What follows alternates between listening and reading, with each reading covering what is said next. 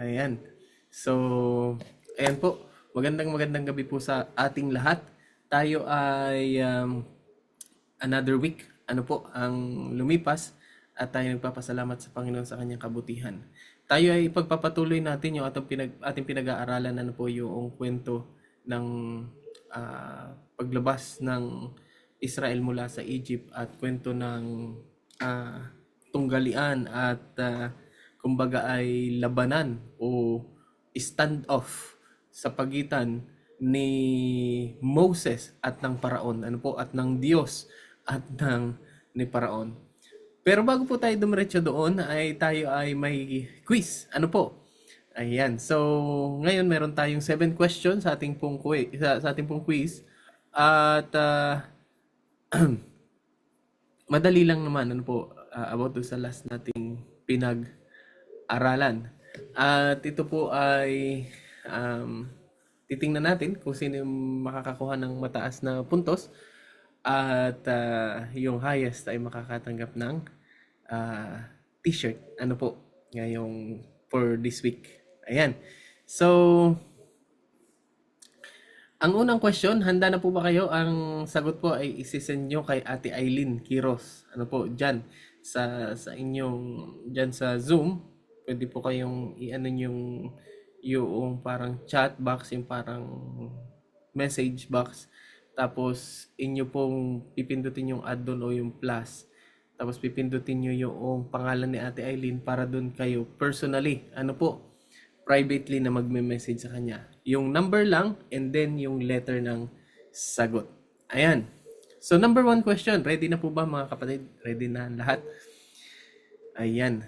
So number 1 question. Saan nagmula ang dakilang labanan sa pagitan ni Satanas at ng Panginoong Diyos? Saan po ito nagmula? A. Sa ibang planeta. B. Sa langit. C. Sa impyerno. D. Sa lupa. Yan. Number 1, saan nagmula ang dakilang labanan sa pagitan ni Satanas at ng Panginoong Diyos? A. Sa ibang planeta. B. Sa langit. C. Sa impyerno. D. Sa lupa. Ayan. Ang sagot lang po ay, ang pipiliin nyo lang po yung yung letter po, hindi na yung buong sagot. Hindi nyo isusulat yung buong sagot. Yung letters lang o yung letter ng inyong sagot. Okay. So ready na po ba? Number 2.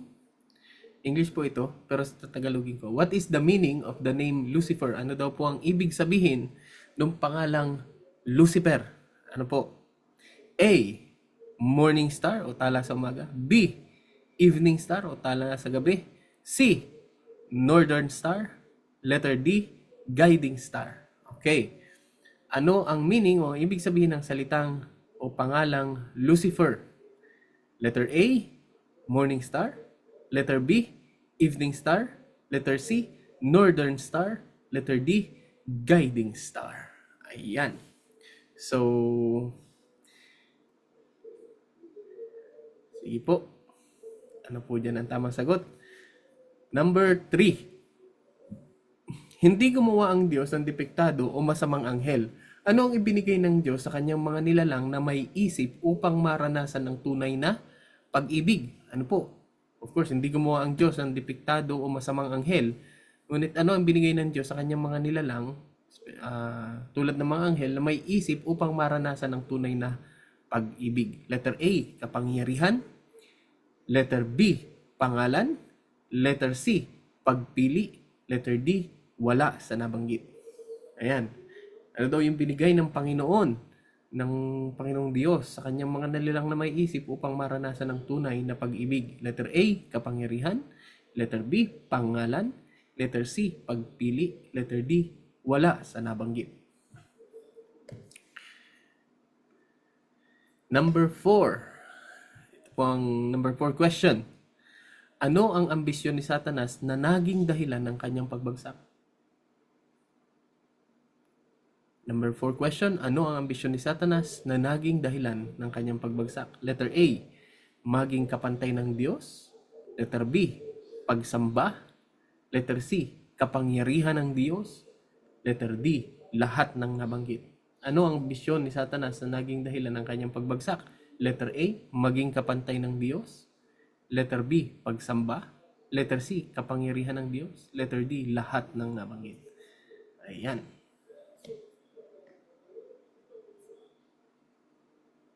Yan. Sis Eileen, sabi ni Ate Marlene. Yes po, ate. Ayan, sabihin. Ano ibig sabihin? Ate Marlene. Ayan. Okay.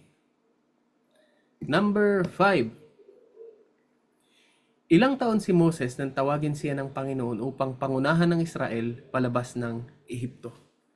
Number 5 question, ilang taon si Moses nang tawagin siya ng Panginoon upang pangunahan ng Israel palabas ng Ehipto? Letter A, 30. Letter B, 40. Letter C, 70. And letter D, 80. Ayan. Ilang taon si Moses nang tawagin siya ng Panginoon upang pangunahan ng Israel palabas ng Ehipto? Letter A, 30. Letter B, 40. Letter C, 70. Letter D, 80. Ayan.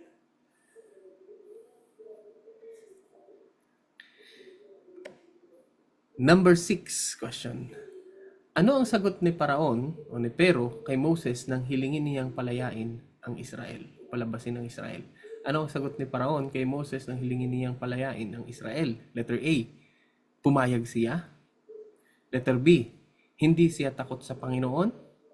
Letter C, hindi niya nakikilala ang Panginoon. Letter D, lahat ng nabanggit.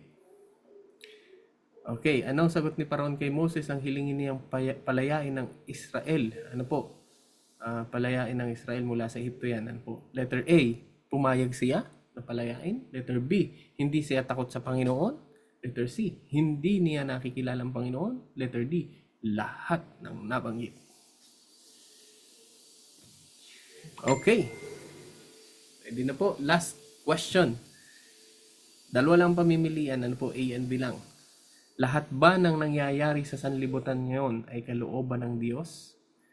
Number 7 question. Lahat ba ng nangyayari sa sanlibutan ngayon ay kalooban ng Diyos? Letter A, oo. Letter B, hindi. Ayan. Lahat ba ng nangyayari sa sanlibutan ay kalooban ng Diyos? Letter A, oo. Letter B, hindi. Ayan. So, okay na po. Okay na ba, Ate Eileen? 7. Yes po, Elder.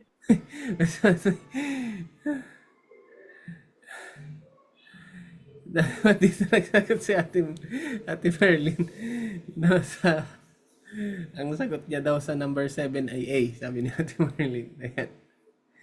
Thank you, Ate Merlin. Okay. So, tayo po'y magpapatuloy sa ating pag-aaral at ating itutuloy yung part 2 ng atin pong pag-aaral noong The First Atheist. Maraming salamat po. ating po napag-aralan, sa last natin pinag-aralan na ang labanan sa langit, ang labanan ay nagsimula sa langit at ito'y pinasimulan o pinangunahan o pinamunuan, ang pasimuno, ibig sabihin, ay walang iba kundi si Satanas. At napag-alaman natin na itong si Satanas, mga kapatid, ay isang perpektong nilalang ng Panginoon. Simula nang siya ilalangin, ang sabi sa Isaiah 14 ay siya ay isang perpektong anghel nang simulang siya ay lalangin. Kaya lang nasumpungan sa kanya ang kasalanan sapagkat siya ay nag-ambisyon o inimbot niya. Ibig sabihin, inimbot niya ay pinag-isipan niyang imbutin. Imbutin ay yung sa English ang pag-iimbot, i-covet, mga kapatid. Yung bagay na hindi nauukol sa kanya, na mga bagay na nauukol lamang sa Panginoon, yun, mga kapatid, ay yung pagsamba, yung kapangyarihan, nais niyang maging kapantay ng Diyos. Bagaman siya'y isang nilalang lamang. And then nakita natin ngayon na siya ay kaniyang Napag-alaman din natin na kanyang nilinlang ang halos kalahati or a third, ano po, ng mga anghel ng Panginoon sa langit. At kaya marami siyang na-drag pababa, mga kapatid, ng mga anghel. Kaya siya nagkaroon ng mga anghel. Ano po, mga diablo, mga demons, ano po. At ito ay mga fallen angels, mga kapatid. Ngayon, nakita natin na itong kaisipan na ito ni Satanas ay makikita natin doon sa kwento, doon sa standoff ni Moses at ni Paraon. Noong si Moses ay utusan ng Panginoon, akin po inintroduce sa inyo si Moses last time, kinuwento ko sa inyo yung kwento niya, ano po. Nung i-introduce, noong i-introduce, nung si Moses ay utusan ng Panginoon na pangunahan ng Israel, papalabas o para palayain ang Israel sa pagkaalipin sa Ehipto. At nakita natin na, of course, ano po, si Paraon, ito ay mahalaga sa kanilang ekonomiya. Ano po, ang mga slaves noon ay kanilang mga parang mga hayop na slaves po ay alipin. Ano po, mga hayop na parang kanilang ah, taga-trabaho, ano po, mga trabahador. At ang Israel ay talagang nasa mapait at masamang kalagayan sa ilalim ng pang-aalipin ng Ehipto. Kaya ang Panginoon inutusan si Moses at nalaman natin po sa Exodus chapter 3 ay nakipag-usap ang Panginoon kay Moses sa pamamagitan ng burning bush. And noong si Moses ay humarap kay Paraon, pumunta siya sa Egypt at sinabi ni Moses na palayain mo ang ang Israel mula sa iyong kamay upang kami makapaglingkod sa Diyos. Ang ano po ang sabi ni Paraon? Sino nga ang Diyos? Ibig sabihin, sino si Yahweh? Sino si Jehovah? Hindi ko nakikilala si Jehovah. Hindi ko nakikilala ang Diyos. Ano po? So, yun ay isang panghahamon o isang ah, tahasang paghamon sa tunay na Diyos. Bagaman itong si Paraon ay alam natin na pag-aralan niya at kanyang mayroon siyang idea sa Diyos ng mga Hebreo, ay kaniyang tuwiran at tahasang hinamon ang Diyos na may lalang, ang Diyos ng langit. Nakita natin dito yung pride. Ano po, nakita natin dito yung espiritu ni Satanas. Ano po, na nagsimula ng rebellion doon sa langit at magsimulang lumabag o lumaban sa Diyos. At dito ay makikita natin, ano po, patutunayan ng Diyos at ipakikilala ng Diyos kung sino siya. Yung karakter ng Diyos ay i-reveal niya at makikita natin dito, mga kapatid, na ang Diyos ay matuwid, ang Diyos ay isang Diyos ng pag-ibig, Diyos na siya ay Diyos ng katarungan. He is a just God. Ano po? Kaya pag minsan may itatanong natin, bakit nangyayari ang mga bagay na ito? Ngayong sinasabi na ang Diyos ay Diyos ng pag-ibig, Diyos na matuwid, bakit maraming mga kasamaan sa sanlibutan? At atin po yang titingnan ngayon. Ano po? Ano ang sagot ng Diyos, mga kapatid, sa hamong ito ni Paraon? Ito ba ay isang bagay na na-surprise ang Diyos? Sa katotohanan, mga kapatid, ito'y alam na ng Diyos. Alam niya kung ano ang mangyayari at ano ang magiging tugon ni Paraon. Ano po sa Panginoon? Ano ang sagot ng Panginoon? Basahin natin sa Exodus 12, mga kapatid. Sinong may Biblia? Diyan sa inyo. Sa Tagalog, Exodus 12:12.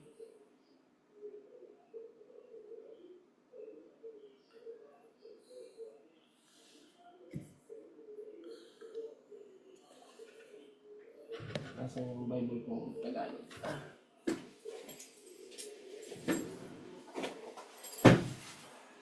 Exodus 12:12. Ang sabi dito, sapagkat ako'y dadaan sa lupain ng Ehipto sa gabing yaon at aking lilipulin ang lahat ng mga panganay sa lupain ng Ehipto, maging tao at maging hayop, at gagawa ako ng kahatulan laban sa lahat ng mga Diyos sa Ehipto. Ako ang Panginoon. Yan. Ano po ang sabi? Aking ano po? Lilipulin. Lalabanan. Lahat ng mga Diyos sa Ehipto at maglalapat ako ng kahatulan. Ako ang Panginoon. I will judge. Ano po? Ano po yung ibig sabihin ng judgment, mga kapatid? Ito ay magpapakita ng karakter ng Panginoon. Alam niyo yung mga bagay na nangyayari sa sanlibutan ngayon noong si Satanas ay magsimulang akusahan ng Panginoon. Ano po? Kanyang inakusahan ng Panginoon ng isang akusa na sinasabi niya na ang Diyos ay may itinatago, ang Diyos ay isang Diyos na mahigpit. Ano po? Kasi alam natin kasi yun ang sinabi niya kay Eva. Ngayon, kailangang linisin ng Panginoon ang kanyang pangalan. Kailangang maipakita niya kung ano talaga ang karakter ni Satanas at ano talaga ang karakter niya. Ano po? Ngayon, kung papatayin ng Panginoon si Satanas ng ganun-ganun na lamang, mga kapatid, pinaliwanag ko sa inyo last time, hindi ma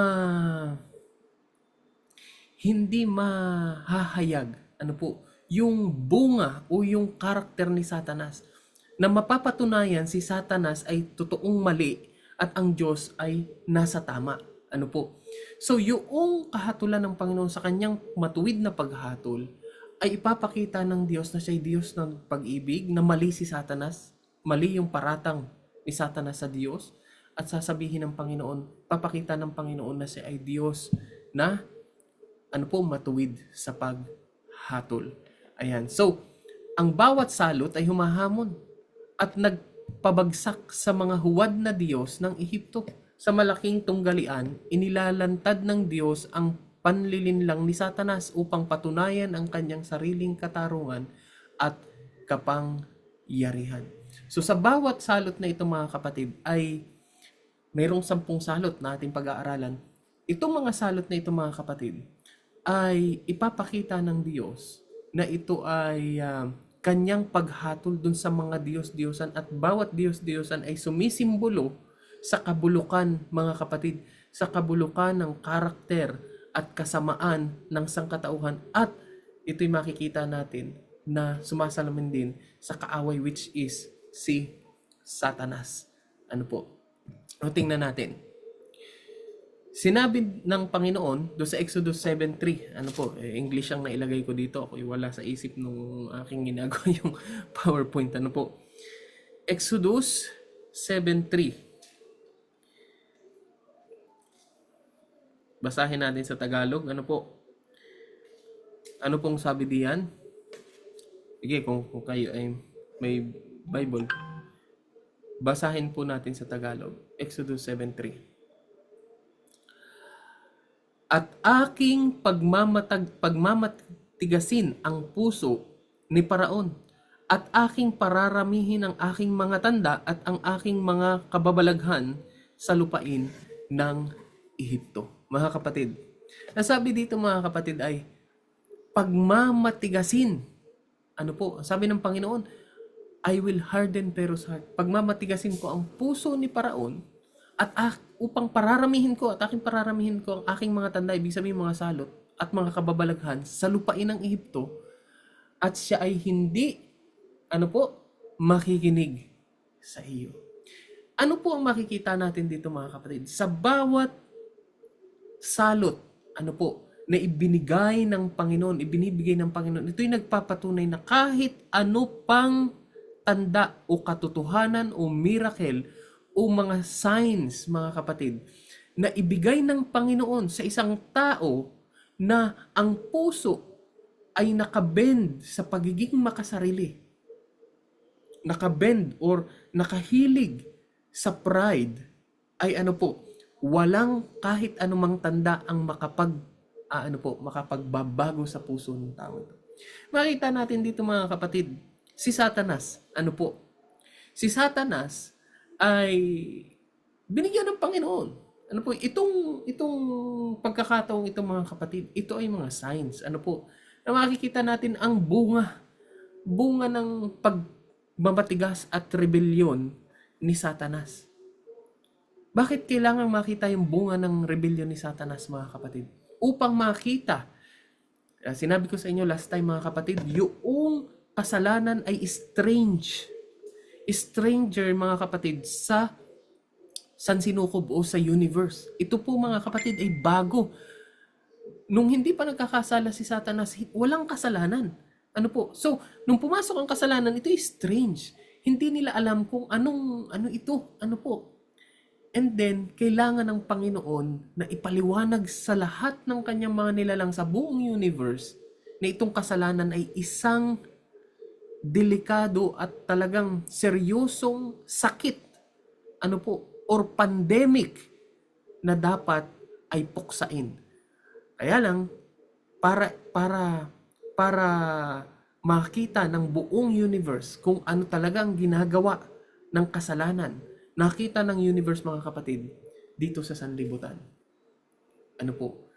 Itong sanlibutan ay isang exhibit A or isang model mga kapatid ng kaharian kung saan ang kasalanan,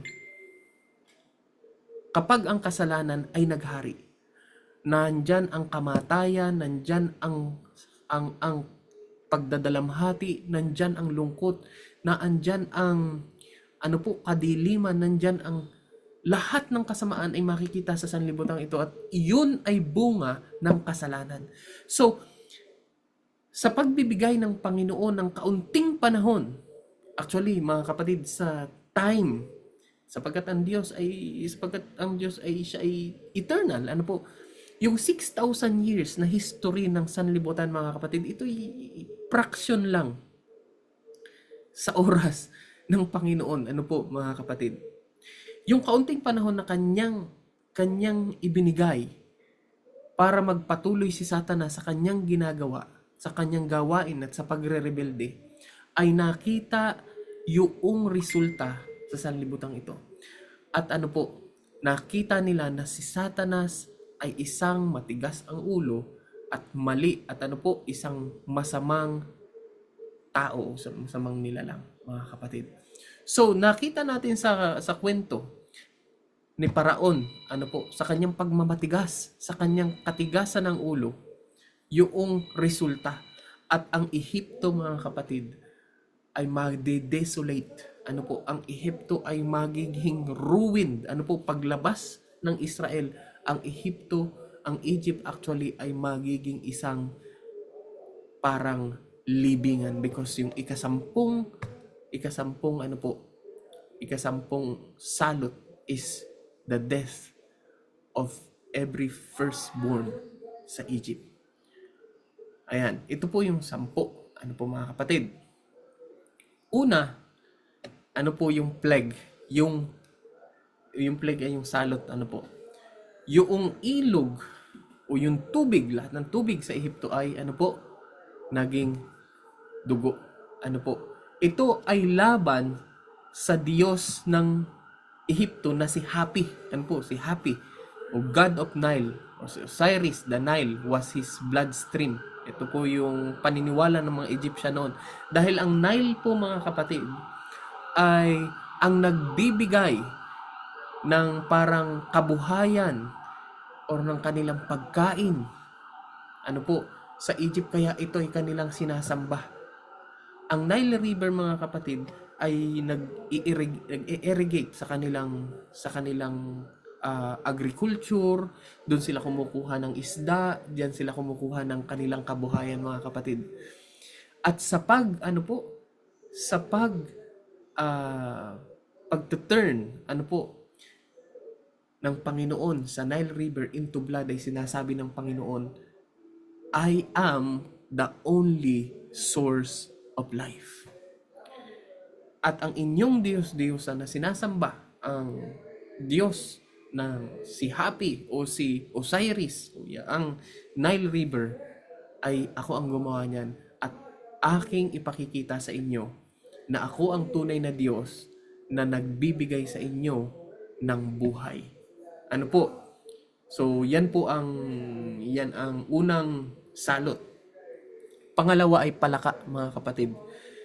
Yung kanilang Diyos-Diyosan na si Hikit, ano po, goddess of fertility, depicted with a frog head. Ito daw pong si Hikit ay yung Diyos-Diyosan ng mga Ehipsyo na ang ulo ay, ano po, ay anyong palaka. Ano po, ang sabi dito mga kapatid, Satan takes beautiful symbol for creation and multiplies them into unbearable curses. So, yun pong palaka mga kapatid ay kanilang sinasamba as goddess of fertility. Alam niyo po ba yung fertility? Yung pagpaparami. Ano po, para dumami ang kanilang lahi, sumasamba sila dun sa palaka. Ano po? Actually, ito po mga kapatid ay nung makita ng mga Egyptian na pumapasok yung palaka sa kanilang bahay, sa kanilang lutuan, sa kanilang bedroom, ano po, ay nakita nila ang dami, ano po, na ito nga nilang sinasamba will become, ano po, will become unbearable for them, a curse for them, mga kapatid. And after that, noong patigilin, sinabi ni pero okay ako, ano, sige, ipanalangin mo, palalabasin ko kayo, ipanalangin mo sa Panginoon na mawala. So namatay yung mga palaka at naging napakabaho, mga kapatid, sa buong Ehipto. Sabi ng Panginoon, I am the one, ano po, who is the creator of all things. Number 3 and number 4, mga kapatid, yung nuts, yung kuto, mga kapatid. Yung kuto, hindi ko alam kung anong kuto ito. Kasi sabi, napakasakit daw nito. Sabi doon sa sakit mga gat. At yung mga flies or langaw. Itong mga langaw na ito, hindi ito yung langaw na basta-basta. Ito yung langaw na nangangagat. Ako nung isang araw, kami ay nagdidilig ni Lolo. Ay, kita ko yung langaw. May langaw. Ay, dumapo sa akin, ay kalimitan sa atin, yung alam nating langaw ay hindi naman Makati. Ano po, alam nating madumi. Ayaw nating madapo. Ay, dumapo sa akin at nangagat. Makati. Sabi ko, aba, ay kakaibang langaw ito. Nangangagat. Makati siyang pag dumapo ay para siyang lamok kung mangagat. Ano po? Itong langaw na ito mga kapatid, ang sabi ay nangangagat. At yung kuto din ay nangangagat sa kanila at saka sa hayop. Ano po, ito po ay si Geb at saka si Kepri, ang kanilang earth god at saka god of creation and insects. Ano po, the Egyptian magician failed to duplicate this, forced to admit this is the finger of God. Ano po, so mula dito, ano po, yung sa ikaapat, mga kapatid, ay hindi na, yung unang dalawa, mga kapatid, unang tatlo, ay na-duplicate or nagaya ng mga magician sa Egypt. Pero itong mga susunod na salot ay hindi na nila na nagaya. Ano po? So, ayan. Wait. Ayan. So, ito po ay kanilang Diyos-Diyosan na si Geb na Diyos-Diyosan ng earth. Alam niyo po kung paano ginawa ni Moses yung kuto. Pinalo niya ang lupa at yung mga alikabok ay naging kuto. Ano po, yung alikabok sa lupa ay naging kuto. Ibig sabihin, itong Diyosan nilang earth ay magiging kanilang curse sa kanila. Ano po, kaya sinabi din ng mga magician, ito ay talagang ng Diyos. Pero si Pero ay kaya siguro ang pangalan niya ay Pero, kahit ay Pero, nagmatigas pa rin ang kanyang puso. Ayan. Ayan. Ati Krista, Ati Krista Pero, ayan. So nagmatigas pa rin ang puso niya, mga kapatid. At ang buong Ehipto ay talagang in ruin na. Talagang nag ah, kumbaga ay kumbaga ay sila ay nasa kalagayang um, unbearable ano po.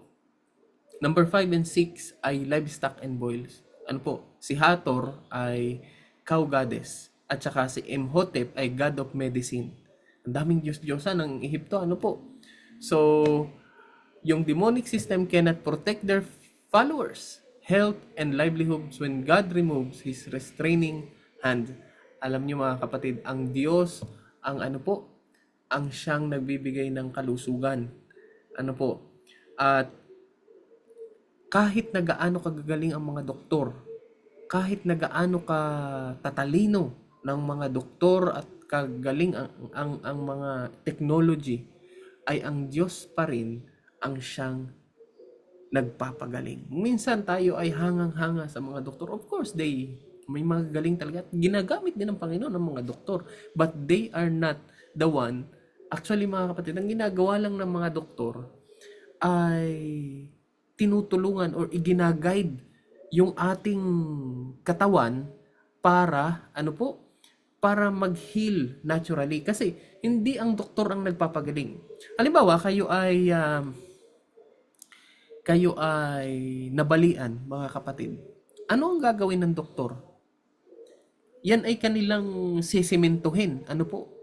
At hahayaan nila na yan ay kusang maghilom. Kusang yung bone mo ay gumaling. Ano po? Hindi ang doktor yung nagpahilom nun. Hindi ang doktor ang ano nun, mga kapatid. Yun ay kapangyarihan ng Diyos. That is miracle. At ang Diyos ang makapagbibigay ng kalusugan, mga kapatid. Siya ang makapagbibigay ng lakas, siya ang makapag-aalis ng lakas, siya ang makapagbibigay ng kalusugan, siya rin ang makapag-aalis ng kalusugan. Yan ang gustong ano ng Panginoon. Siya rin ang nagpaparami ng livestock. Ano po? O sa kanya ang lahat ng mga hayop sa parang. Ano po, akala natin, pag tayo ay may mga ari-arian, may mga hayupan, may ano, ay sa atin yan ang galing. Hindi po, yan ay kaloob ng Panginoon. Hail and locust. Alam niyo po ba yung hail? Yung hail. Ano po? Yung yellow. Ayan, si Nat, sky goddess, at si Min, crop protector. Ayan, so that is yung about sa pag-sustain. Ano po? Darkness. Yung ikasyam na salot ay nagdilim sa buong Ehipto, mga kapatid, dahil sila'y sumasamba sa kanilang supreme God, ang araw. Ano po? Ang araw, mga kapatid, kung ating titingnan, ano po, simula sa simulang mga ancient civilization, ang mga tao ay sumasamba sa araw.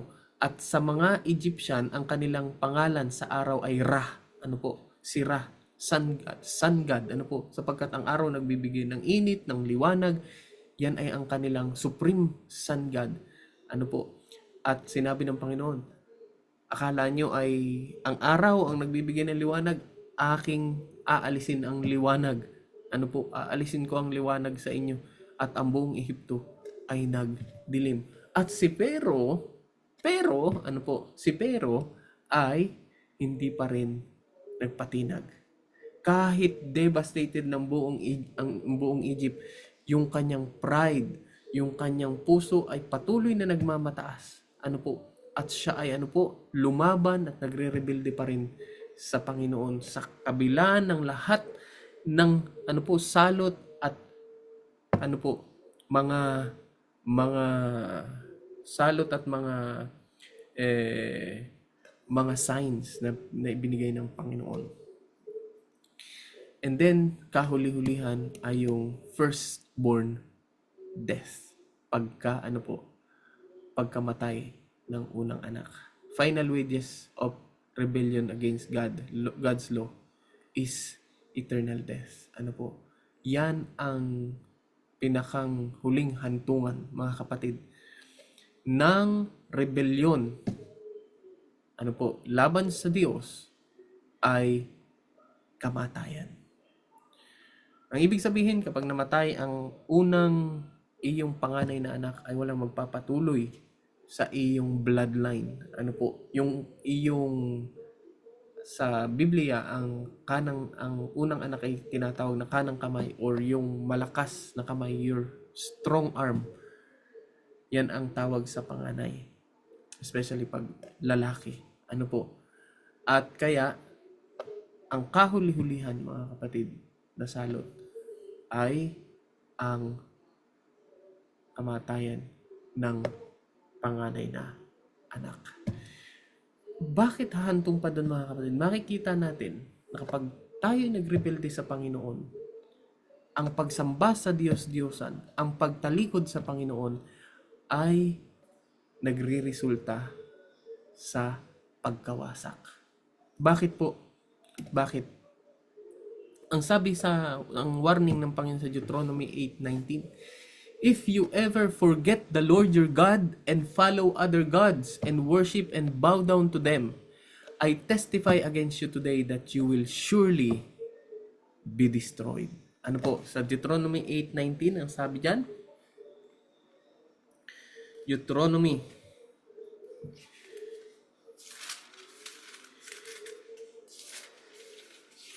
8:19 Tagalog. At mangyayari na kung iyong kalilimutan ng Panginoon mong Diyos at ikaw ay susunod sa ibang mga Diyos at iyong paglilingkuran sila at iyong sasambahin sila ay aking pinatutuhanan laban sa inyo sa araw na ito na kayo'y tunay na malilipol. Bakit po? Bakit? Pag lumayo tayo sa Panginoon, tayo malilipol. Kapag tayo sumamba sa ibang Diyos, kapag tayo ay nagrebelde sa Diyos, tayo malilipol. Dahil ang Diyos, mga kapatid, ang siyang source ng buhay. Kapag ikaw ay nagdetach or lumayo o humiwalay sa source ng buhay, anong automatic na mangyayari sa iyo? Ika'y mamamatay. Kapag ikaw ay nasa life support sa ICU, mga kapatid, at yung nagbumubuhay sa iyo ay yung makina at yung oxygen, ano po? Kapag yun ay inalis, kapag yun ay dinetach sa iyo, mga kapatid, anong mangyayari? Automatically, titigil ang puso mo. Titigil ang iyong paghinga dahil nakasalalay ang iyong buhay doon sa life support. Ano po? Na mga makina doon sa ICU. Ganon din po tayo spiritually sa Panginoon. Ang atin pong buhay ay nakasalalay at nakakabit sa source ng buhay, which is ang Panginoon. Kaya ang sabi ng Panginoon, sa araw na ikaw ay kumain ng bunga ng punong kahoy, yun yung utos ng Panginoon kay Adam, ano po? Ikaw ay mamamatay. Ikaw ay mamamatay. So, bakit pati ang kasalanan ay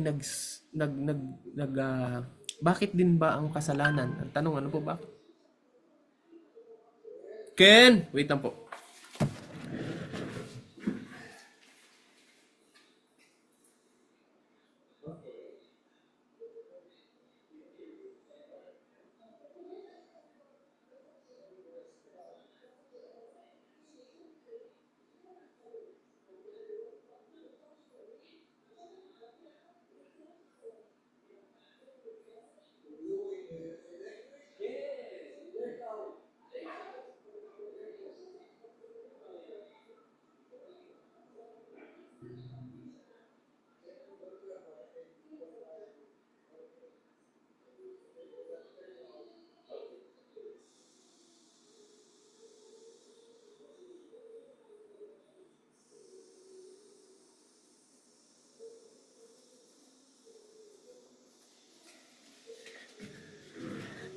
Ano pa po ang dahilan? Yan, patuloy po natin ano po.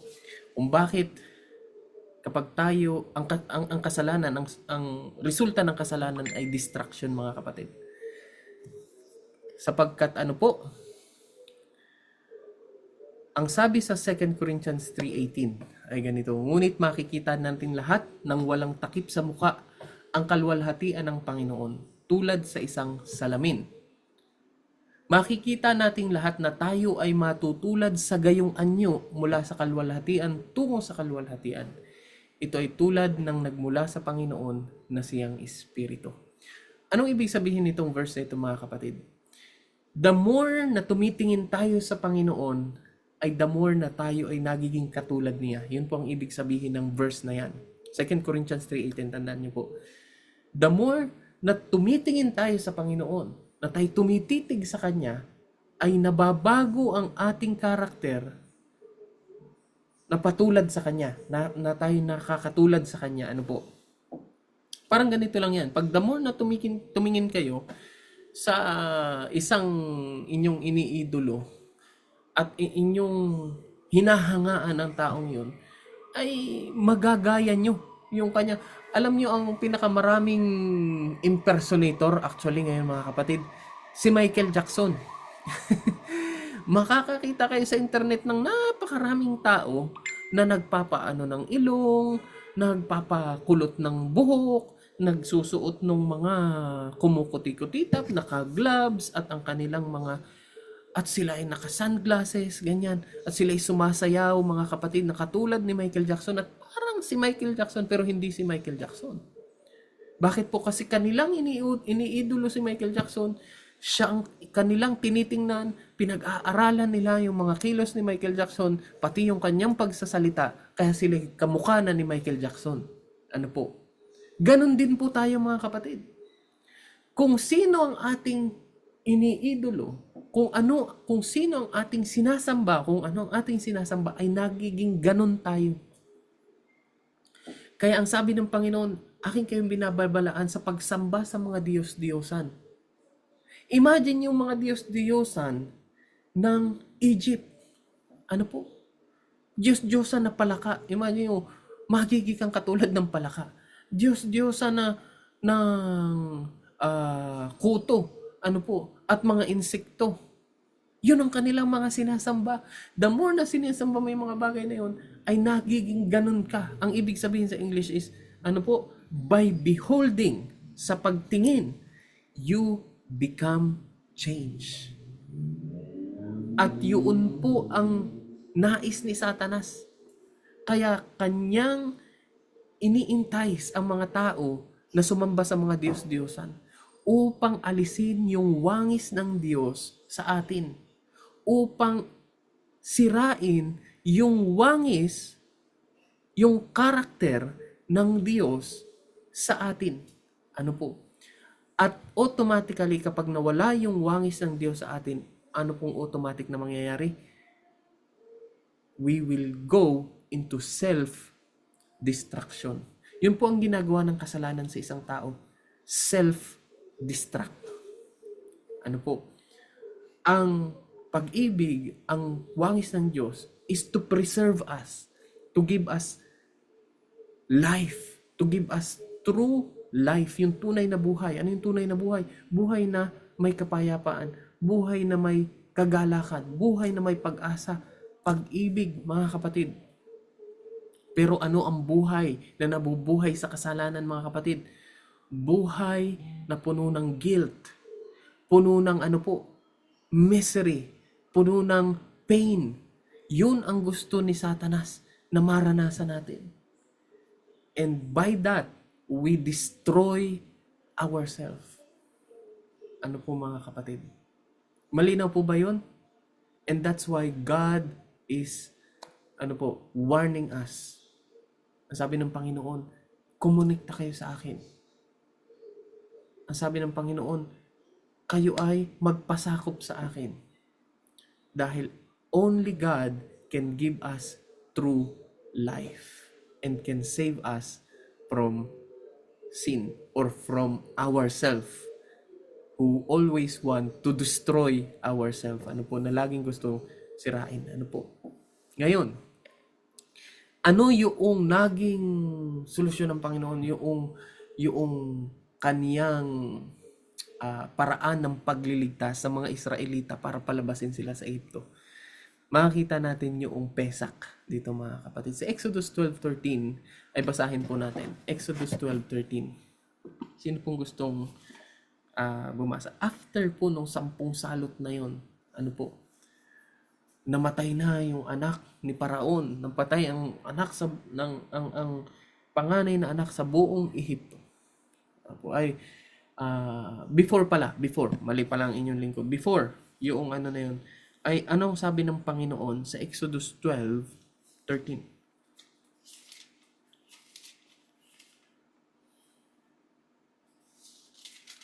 Exodus 12:13, sino pa mo pwedeng bumasa? Diyan. At pagka aking nakita ang dugo at ay lalampasan ko kayo at walang salot na pupuksa sa inyo. Ayan. Ang ganda, ano po? Ano po ang pinag-utos ng Panginoon sa mga Israelita? Na sila ay magpapatay ng tupa, mga kapatid. And then yung dugo ng tupa na yon ay ipapahid nila sa hamba, ano po, ng kanilang mga pintuan.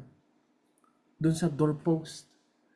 At sabi ng Panginoon, kapag dumaan sa gabi, ay dadaan yung anghel ng kamatayan na papatay. Ano po? Doon sa mga panganay na anak. Kapag nakita ng anghel na may dugo doon sa hamba ng inyong pintuan, ay lalampasan at hindi mamamatay ang inyong panganay na anak. Ano po? Anong ibig sabihin nito? At ang dugo ay magiging sa inyo isang tanda sa mga bahay na inyong kinaroroonan. At pagka aking nakita ang dugo ay lalampasan ko kayo at walang salot na sa inyo, napapatay sa inyo, na pananakit ko sa lupain ng Ehipto. Anong simbolismo mga kapatid dito? Na simbolo ng pagliligtas ng Panginoon. Ang dugo sa pintuan ay naglalarawan sa sakripisyo ni Kristo na tumutubo sa atin. Pinatatahimik nito ang akusasyon ni Satanas sa pamamagitan ng pagbibigay ng kaligtasan para sa mga sumasampalataya. Ano po ang akusasyon ni Satanas?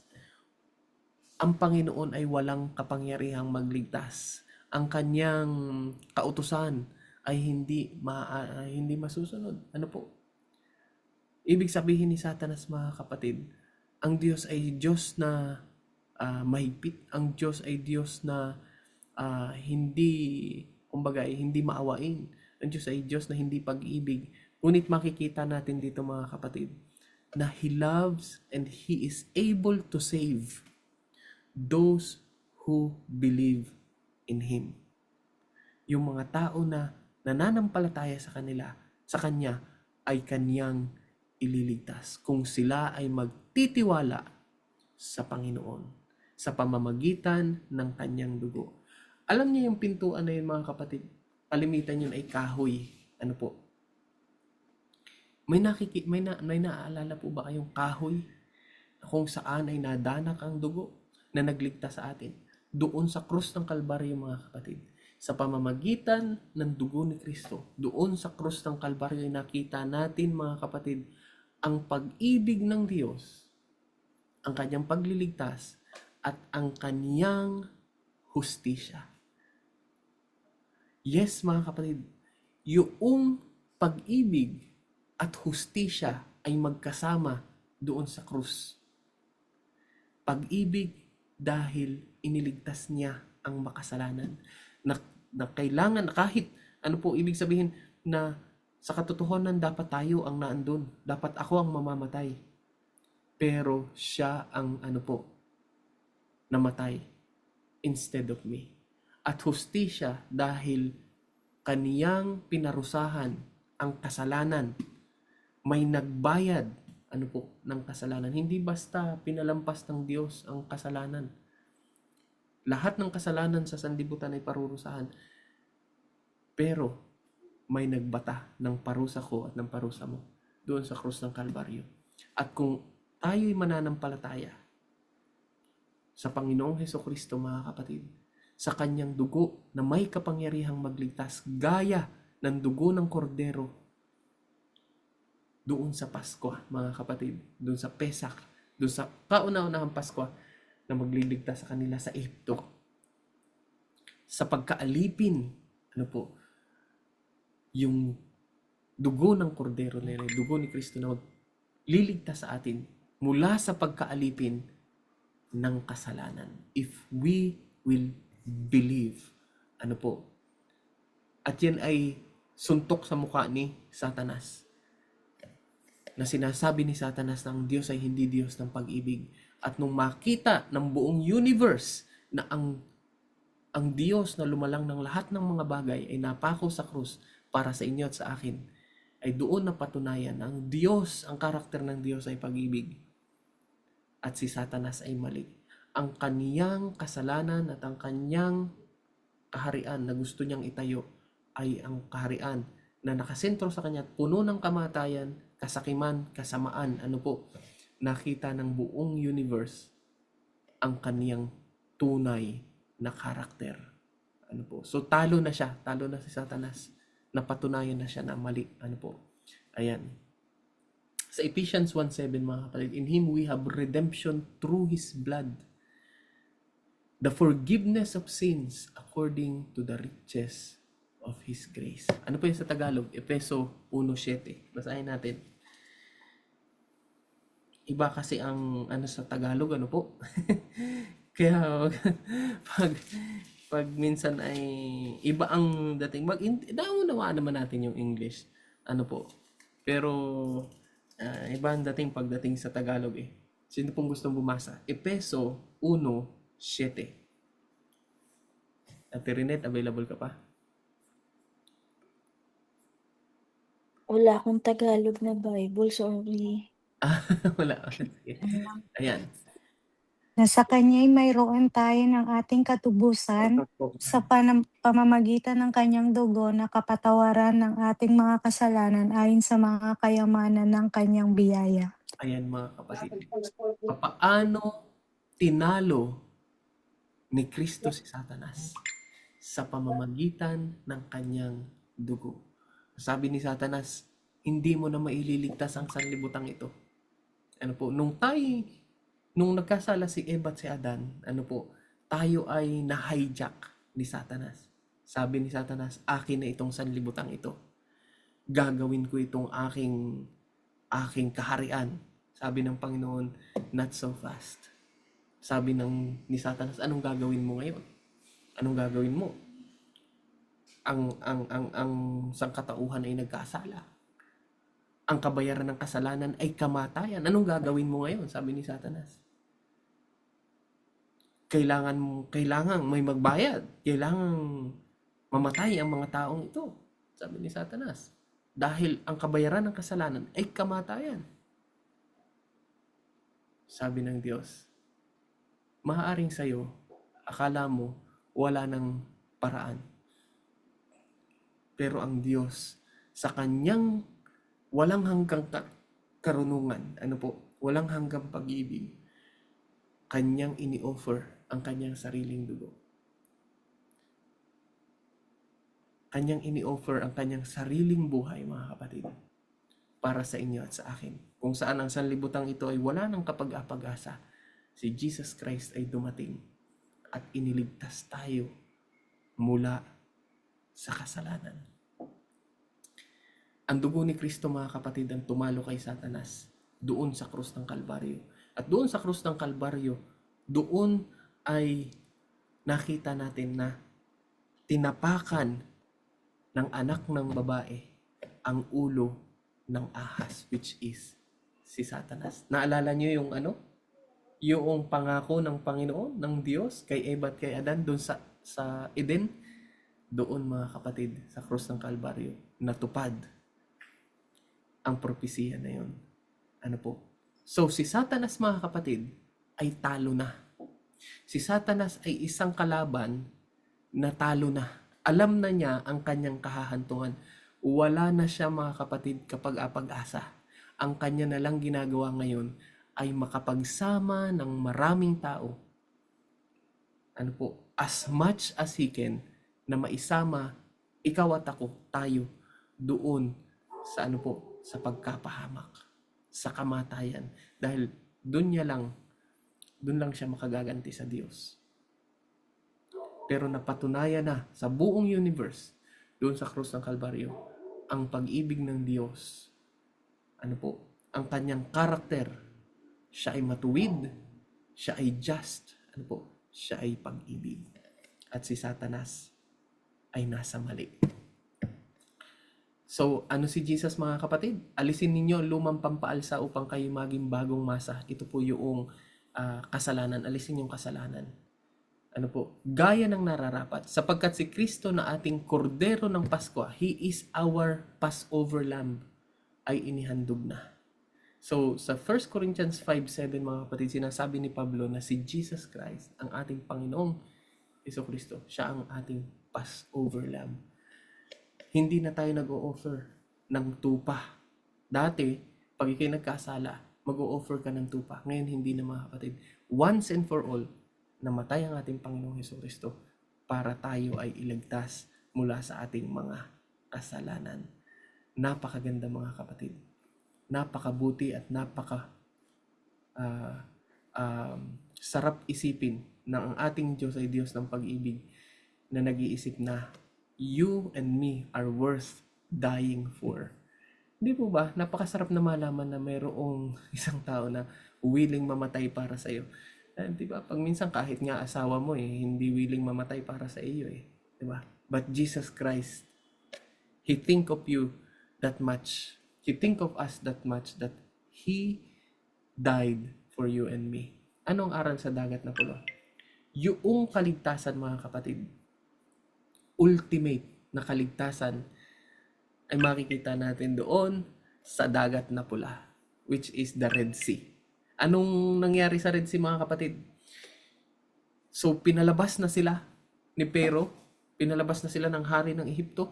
Sila ay naglakbay na for almost 3 days. Ano po?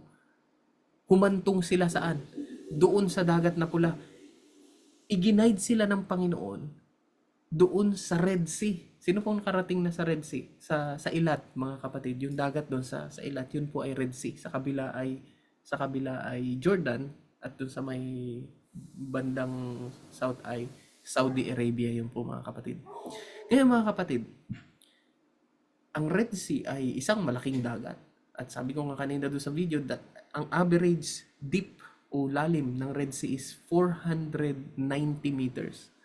Ano po, halos kalahating kilometro ang lalim. Ngayon, imagine nyo yun. Sila'y nandun sa tabi ng dagat. Sa dalawang tabihan nila ay bundok. Ano po? In a perspective, sa perspective ng mga tao, bakit tayo dinala ng Panginoon dito? Wala tayo dito tatakasan.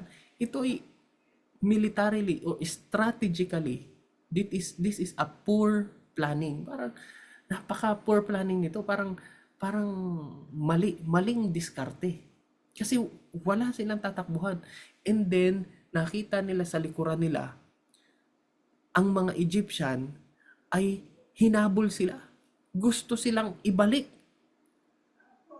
Napag-isipan ni Pero, parang nagkamali ako ng desisyon. Habulin natin ang mga Israelita at inabutan sila doon. Nasa may dagat na pula. Pero ang Panginoon, ano po, sila ay pinigilan nung pillar of fire. Ngayon, wala silang tatakbuhan. Sa harapan nila ay dagat. Sa dalawang tabihan ay ano po? Sa dalawang tabihan ay bundok. At sa kanilang likuran ay ang mga Egyptian. Gaano kadalas sa buhay niyo mga kapatid na kayo nasa ganitong pagkakataon? Yung bang corner na talaga. Wala na kayong tatakbuhan mga kapatid. Yan ang kalimitang karanasan ng bawat isa sa atin.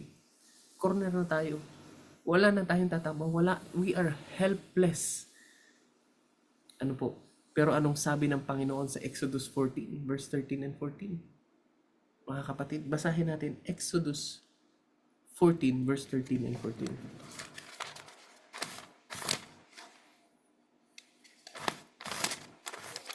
Exodus 14, Sister Princess, hindi ka pa?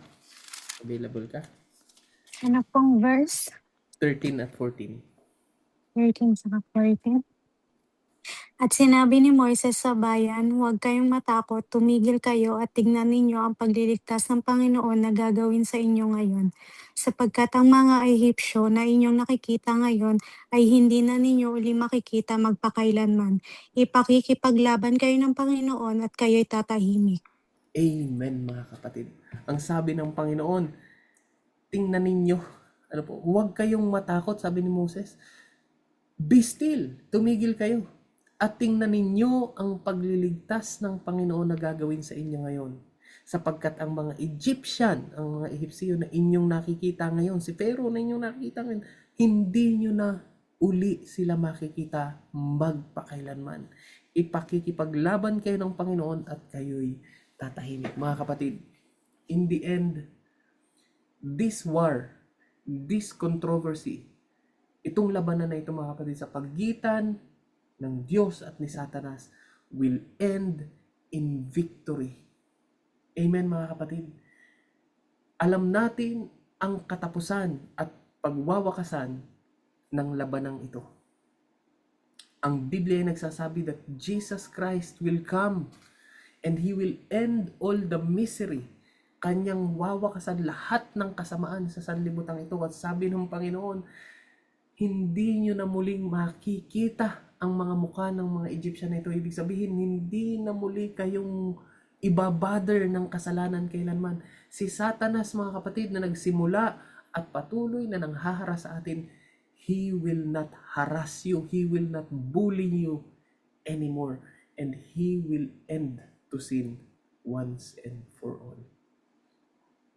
So mga kapatid, alam natin na this great controversy, itong malaking labanan na ito mga kapatid, na kung saan nagdala ng kasamaan, misery at balagan sa sanlibutan ito, one day will end and it will be soon mga kapatid.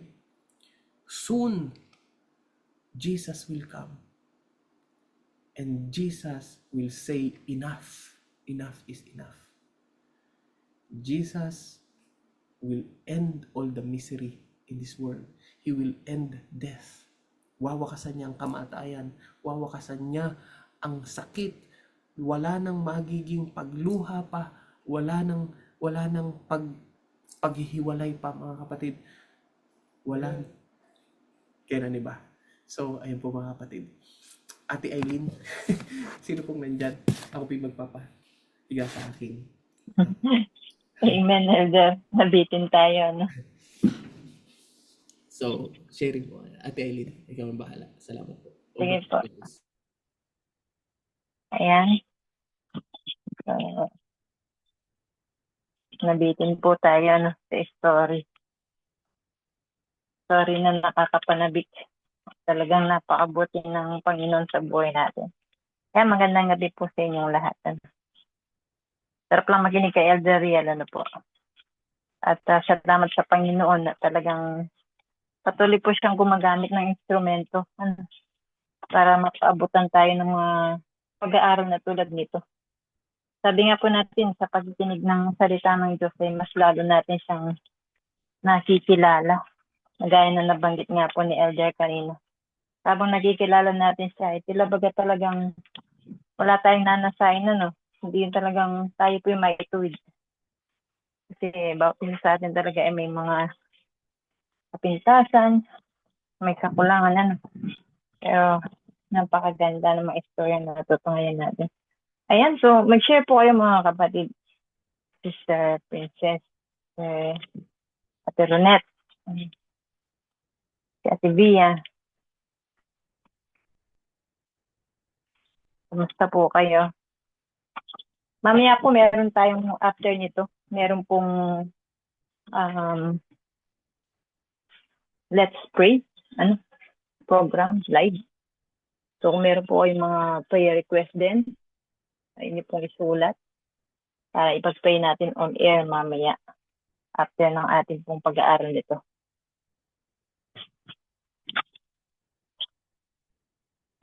Ako po ay nagpiprepare ng damit para bukas.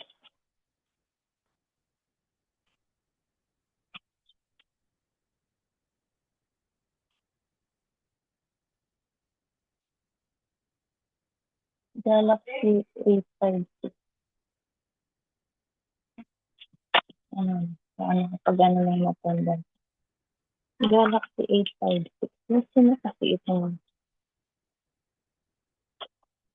Galaxy A56.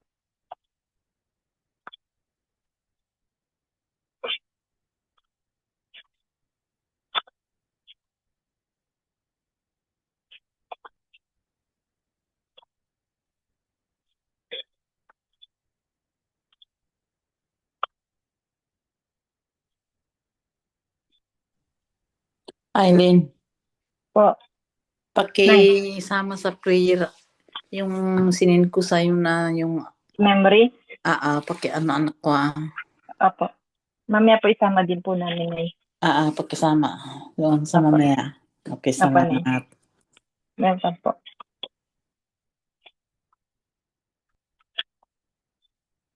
Kapatid, Ano kapatid?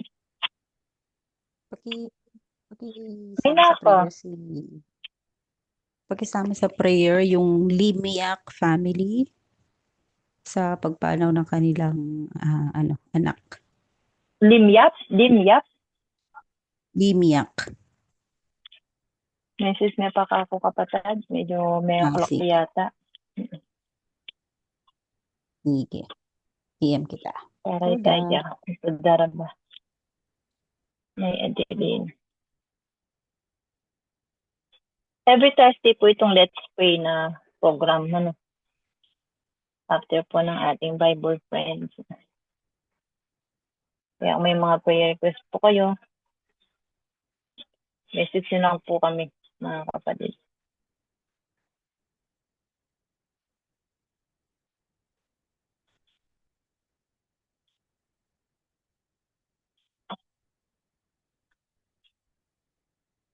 Saan?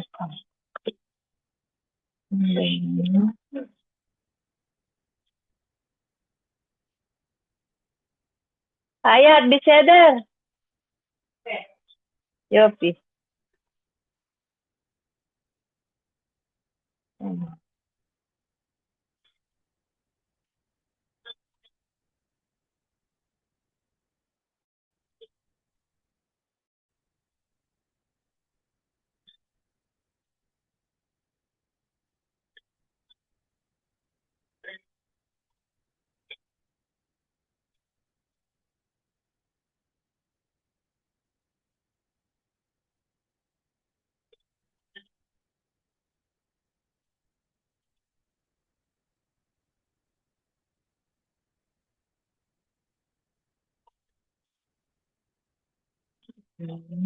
Kasi meeting na yun.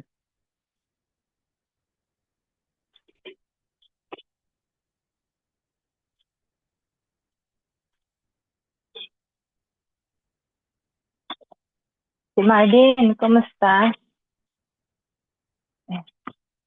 Ay, nagpa-plan ka. Tapos sa August 14 po, meron tayong yan, ipopromote naman. Healthy and Friendly Kitchen. Yan. Invite din po kayo mga kapatid. Sa ating pong chat, it's Friday, August 14. I-ano na natin kapatid. I-advance na natin yung ating invitation para mapaghandaan Kaya sa nga. mga reliever. Kaya nga. Yung mga taga-proteya po. Kami po August yung 14 po yun. nananawagan.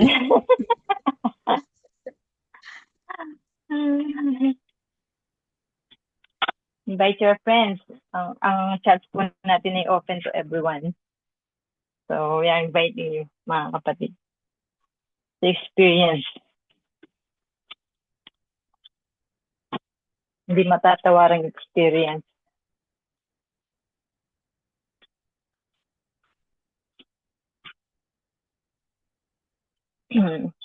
Meron din pong biblical trip sa last week ng July. Sunday trip naman yun. Iniimbitahan din po namin kayo. Sa mga gustong sumama. Ipopost po namin ng mga lugar na pupuntahan. Kasi Sunday lang open yung mga pupuntahan na yun. Saka dahil loaded din ng full ang schedule ng church kaya Sunday na ginaganap for the meantime.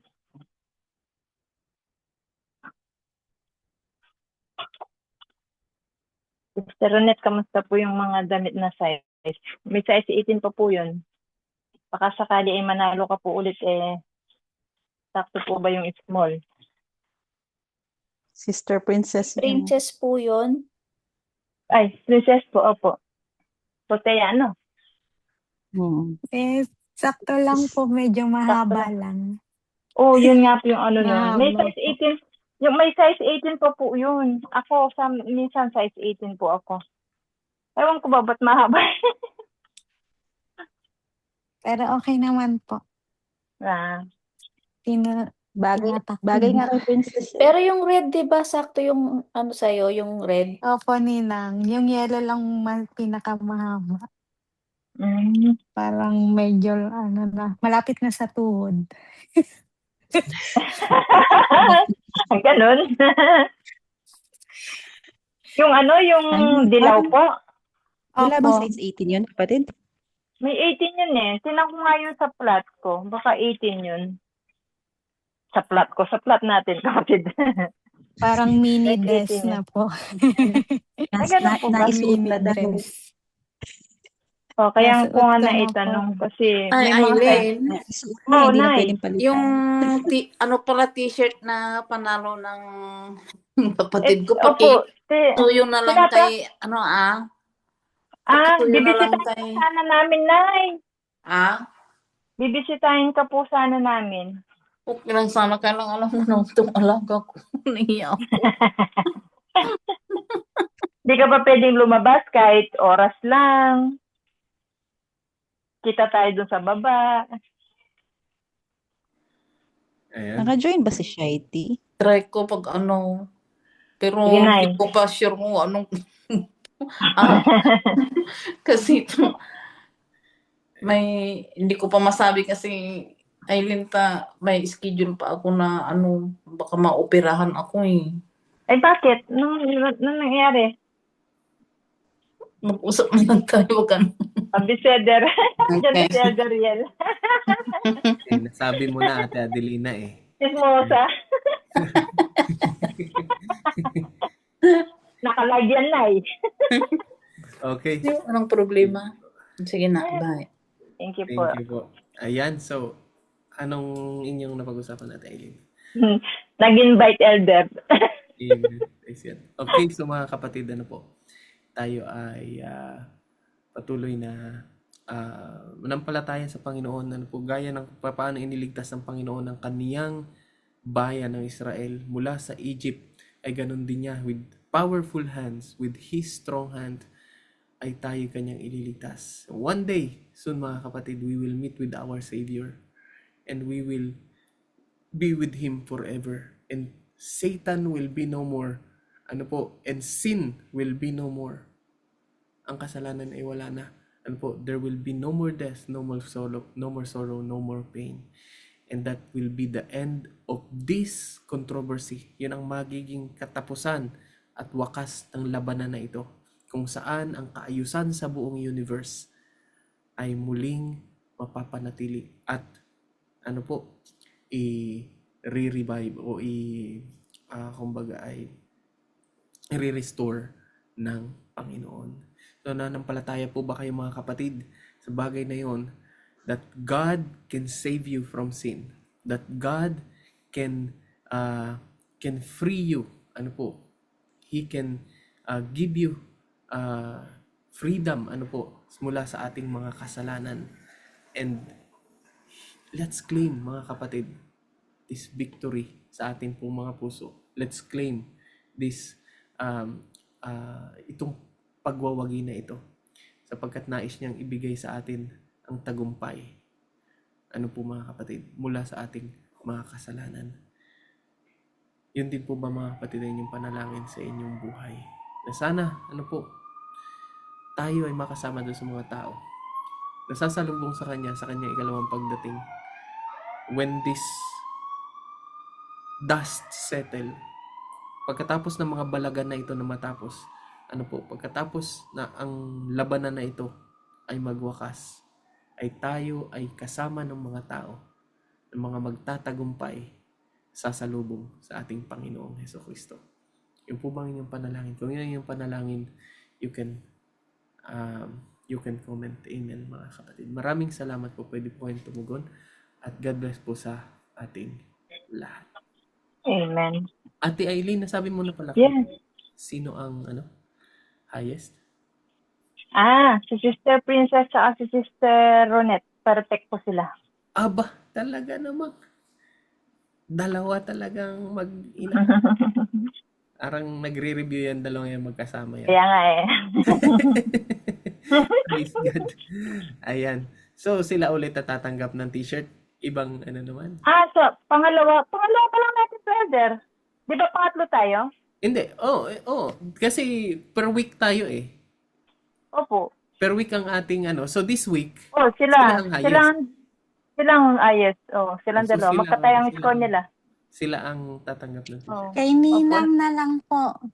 Naka-perfect sila nung una, naka-perfect sila ulit ngayon. Ay, nakalto. Okay. Sige, so ngayon, ang bibigyan natin si Ate Renette.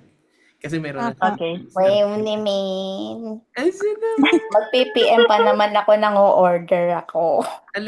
Anong gusto mong design natin? Pasend ako ng may o-orderan ako. Di ba pinakitaan mo ko nun? Marami Sige, ako na-add to cart. isisend ko sa'yo yung mga design. Salamat. Sige, ate. God bless. Thank you. Masalto. Salto po. So, sa iba po ay sa susunod, baka sila naman. Next week. Amen. Sa Sunday, meron tayong quiz ulit. Tungkol dito sa ating pinag-aralan niyan. Maraming salamat po at God bless po sa ating lahat. Ayan. Amen. Mag-play nga pala tayo, ng Opo. team song natin. So, Ay. tayo ay... Opa. So, anyway, Friday na bukas, tayo ay nagpapasalamat sa Panginoon. Rinig ka natin. Opo.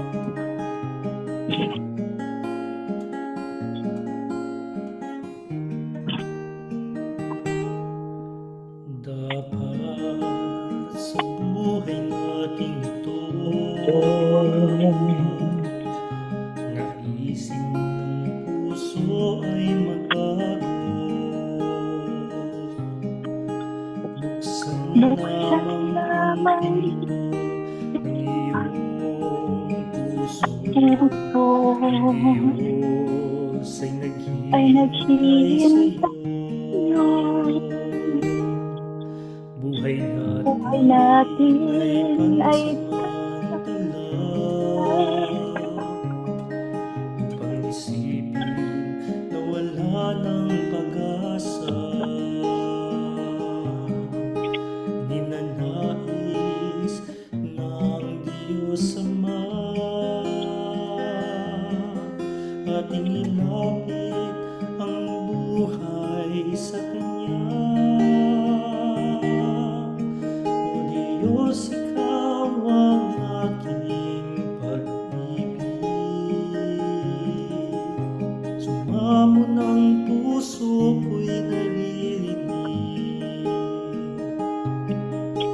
Kasalanan dala ng daigdig.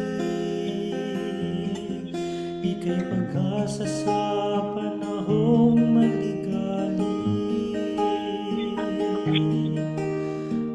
Diyos, ikaw ang aking pag-ibig.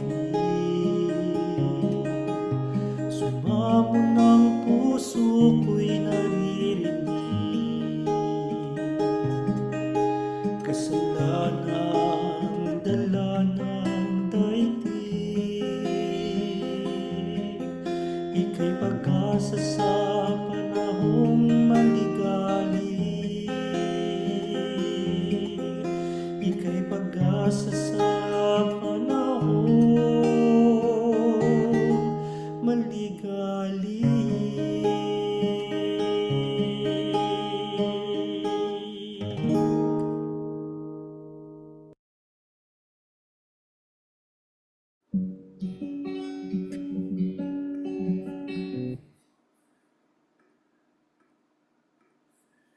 Sino magpipray, ate? Ate Aileen? Sinong closing prayer? Baka pwede kong hingan si Katukayo. Ate Aileen Serrano? Okay. Opo. Sige, Ate Aileen. Okay, sige po. Tayo po ay manalangin. Tadara ba?